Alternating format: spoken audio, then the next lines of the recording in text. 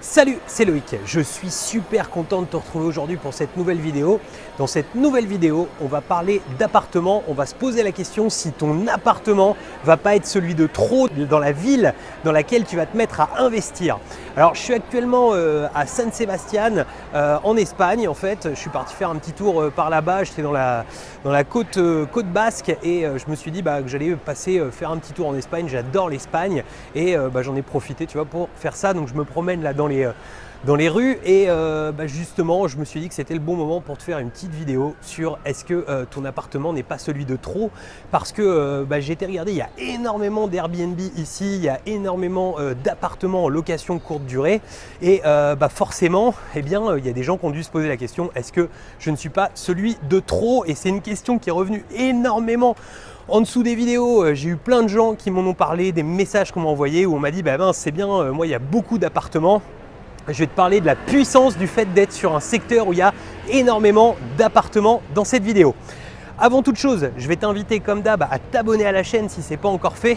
Donc pour ça, tu as juste besoin de cliquer sur le bouton s'abonner qui apparaît dans la vidéo ou bien juste en dessous de la vidéo, tu trouveras aussi un bouton s'abonner et tu n'oublies pas la petite cloche si tu souhaites être prévenu à chaque fois que je publie une nouvelle vidéo.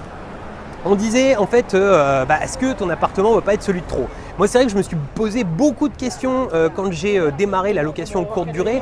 Pourquoi? Parce que tout simplement, c'est vrai qu'on voit plein d'apparts, on en voit qui sont remplis, on en voit d'autres qui sont vides, mais en fait, on ne sait jamais exactement si le nôtre sera pas à la fois celui de trop, sera pas voilà. Mais moi, je voulais te parler de la puissance en fait d'être sur un secteur où il y a beaucoup d'appartements, c'est qu'il y a beaucoup de demandes et ça c'est super positif. C'est-à-dire que si tu arrives sur un secteur où il n'y a pas d'appart, moi je dirais plutôt qu'il faut te poser des questions, parce que s'il n'y a pas de logement qui propose déjà aujourd'hui ce genre de service, c'est sûrement qu'il y a un problème de demande. Alors surtout que maintenant, il y a encore quelques années, on était au début du Airbnb, etc. Là aujourd'hui on est quand même sur un business qui a fait ses preuves, qui est présent en fait depuis super longtemps et donc du coup forcément, aujourd'hui, tous les endroits où ça cartonne, il y a du monde. Et il y a une concurrence qui est là, ça c'est clair et net. Mais cette concurrence, il ne faut pas forcément que tu la craignes. Du coup, pourquoi est-ce qu'il ne faut pas que tu craignes cette concurrence? En fait, tout simplement parce que ça va être une aubaine. C'est-à-dire qu'on va jouer avec cette concurrence de façon en fait à pouvoir se positionner encore mieux. Je m'explique. En fait, tu vois, quand tu arrives sur un marché sur lequel il y a beaucoup d'appart, ça veut dire qu'il y a beaucoup de gens qui souhaitent louer. Et nous, qu'est-ce qu'on va faire? En fait, on va tout simplement se positionner en haut du panier. C'est-à-dire que le but, c'est comme d'habitude de faire le plus bel appartement possible pour que les gens, quand ils vont avoir envie de réserver, réservent chez toi.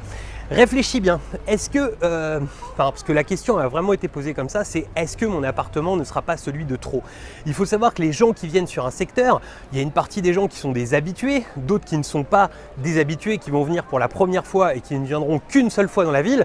Donc c'est pas parce que des appartements sont d'ores et déjà présents qu'ils vont forcément aller dans ceux qui sont déjà présents. C'est-à-dire que si un appartement est nouveau, ça ne posera pas de gros problèmes d'aller là plutôt que d'aller ailleurs. C'est-à-dire que les gens savent pas que ton appartement il est nouveau, c'est-à-dire que les gens ils vont aller par rapport à un coup de cœur, par rapport à un style, par rapport à une envie qu'on va avoir sur l'instant, mais en réalité ils vont pas aller à un endroit spécifiquement parce que l'appartement est là depuis longtemps, tu vois.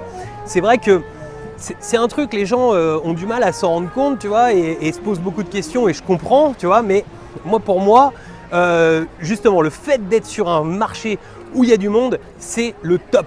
C'est pareil, tu vois, il y a dans les business internet, il y a beaucoup de gens des fois qui se posent la question, qui se disent mais attends, il faut pas que je lance un business internet dans tel domaine ou tel domaine parce qu'il y a déjà énormément de gens qui le font. Mais en fait, c'est mieux de prendre une petite part d'un gros gâteau que d'avoir un tout petit gâteau qu'on va se séparer en peu de parts en fait finalement, parce que le gâteau est tout petit. Il faut se mettre à la place d'une personne, tu vois, qui va arriver en fait directement sur la plateforme de réservation. La personne, elle va arriver, elle va voir, alors si elle est sur Airbnb en plus, elle va voir nouveau, mais sinon même si elle est sur Booking, si elle est sur tous les autres, elle verra absolument pas nouveau. Donc du coup, ton appartement, il sera au même titre que les autres, comme s'il était là finalement depuis 10 ans. Ce qui te manquera, c'est peut-être des notes que les autres auront, mais ça n'empêchera pas les gens, si tu as fait un beau produit, de venir réserver chez toi. Et je vais même aller plus loin, c'est-à-dire que tu vois, même si on partait du principe qu'on arrivait sur un secteur où il n'y a que des habitués, où c'est tout le temps les mêmes gens qui réservent, pourquoi pas?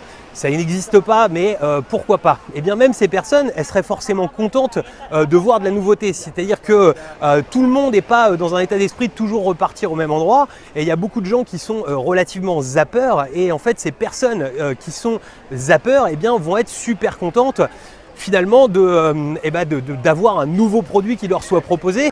Voilà, donc tu comprends pourquoi il n'y a vraiment pas de souci en fait à arriver sur un nouveau secteur et puis à être nouveau, et pourquoi ton appartement sera jamais celui de trop, et pourquoi il n'y a pas de problème là-dessus. Mais par contre, pourquoi une fois de plus il faut impérativement que tu crées en fait absolument un produit qui soit un produit coup de cœur, qui suscite l'envie, qui soit en fait tout de suite un des leaders, un des hauts de gamme en fait du secteur sur lequel tu es présent. Voilà, j'espère que cette vidéo aura pu te rassurer sur le fait que tu seras jamais l'appartement de trop, et comment se prémunir en fait de cet effet de l'appartement de trop sur ton secteur. Si tu as aimé cette vidéo, je te laisse me mettre un pouce bleu. Si tu as détesté cette vidéo, je te laisse me mettre un pouce rouge. Et puis je te mets dans l'écran de fin comme d'habitude à la fois le guide de l'investissement, et puis également je te remets la playlist des conseils immobiliers et un lien pour pouvoir t'abonner à la chaîne. Je te dis à très bientôt pour une nouvelle vidéo. Ciao!